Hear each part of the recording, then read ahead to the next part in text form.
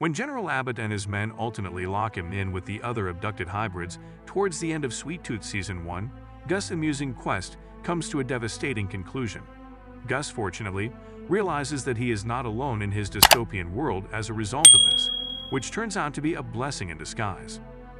In the comic books, Gus endures numerous horrors and terrible catastrophes at the hands of vindictive people before he loses his innocence and realizes that he needs to act to defend his fellow hybrids. He then gradually develops into a leader for his fellow captives and battles Abbott and other vicious humans to release the hybrids. By showing Gus retribution against Abbott and his troops, as well as his readiness to serve as a mentor for his brand new pals who are half animals. Here is everything you need to know about Sweet Tooth Season 2 ending. Aditya, who is visibly upset, is shown standing alone in the deserted zoo as the season's final episode opens. He puts a stop to everything and enters the dangerous space where the purple flowers are. He immediately collapses due to their potency. Then, Aditya sees himself pulling Gus across the snow-covered terrain of Alaska. The researcher awakens once more in the same space. He observes the bloody aftermath of the conflict between the last men and the animal army in front of him. He can't believe he made it, but the room and Gus' antler talisman appear to have shielded him. Tiger alerts the others of an impending attack when they return to Gus' cabin. All of Tiger's soldiers were slain by the last men, and she soon perishes as well. Becky regrets not supporting Tiger in battle. Weary of hiding all the time, Jeopard and Amy resolve to take a stand against the last men. Gus also desires to assist. Even though she is dying quickly from the infection, Amy spends time with her kids. Becky expresses gratitude to Amy for guarding the hybrid kids. Amy advises that Becky take the kids somewhere safe so she can take over Amy's duties. The children tearfully bid Amy farewell before moving on to a different shelter.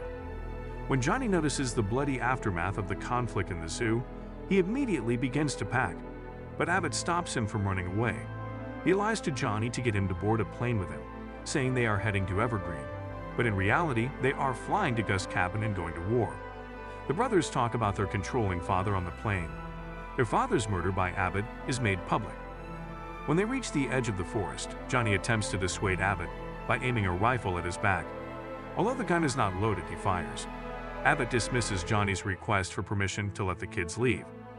While allowing his brother to depart, Abbott kills Johnny by shooting him in the back. Amy, Jeopard, and Gus in the meantime are getting ready for the impending assault. They plan and place traps. 2 syringes and needles that Gus discovers concealed in the cottage could prove helpful. They started a warning fire. The hybrid kids are brought to the Andersons by Becky. Using a cable car system, they transport the kids into the mountains where they can find protection. Wendy retreats back into the woods because she wants to fight beside her mother. Wendy is pursued by Becky, who reveals to her that they are sisters. She simply established the animal army in order to track out Wendy. The last men enter the woods and are taken advantage of by the Slate traps. As they take on the troops, Jeopard, Gus, and Amy dispatch the initial wave. When Abbott enters, Jeopard is being fought. He claims that his family went back to Jeopard's house and perished as they waited for him to come back. With this tale, Abbott diverts him and hurts Big Man. Amy and Gus are alerted by Jeopard about the approaching general.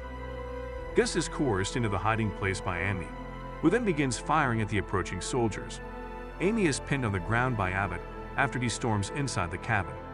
She admits to having the virus before using the needles to stab Abbott in the neck, and stating that he too carries the disease. Gus successfully makes his way out from under the stairs and seizes the bottle holding the remedy. Abbott follows him closely. Gus is shot in the leg as he gets ready to murder the youngster. Abbott is fatally crushed by a herd of stampeding bison that suddenly arises, but the bison stay away from Gus. Gus accidentally called the bison, according to Jeopard and Gus. Abbott uses a crossbow to shoot Gus in the back as he draws his final breath. In the next shot, the group is seen encircling a grave. Although it appears that Gus has passed away, Amy's grave and funeral are actually taking place. Gus is recovering from his injuries inside the cabin. Jeopard plays the tape that Birdie made. Gus determines that in order to locate her, they must go to Alaska. Additionally, Becky and Wendy have located a map that shows her possible whereabouts. Everyone wants to assist Gus in finding his mother. The subsequent season's next adventure is thus set up. Aditya travels to Alaska in the episode's closing seconds. John learns of Abbott's passing elsewhere.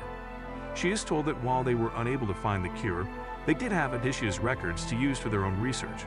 If the show is renewed for third season, Jung appears to be the third season's main antagonist.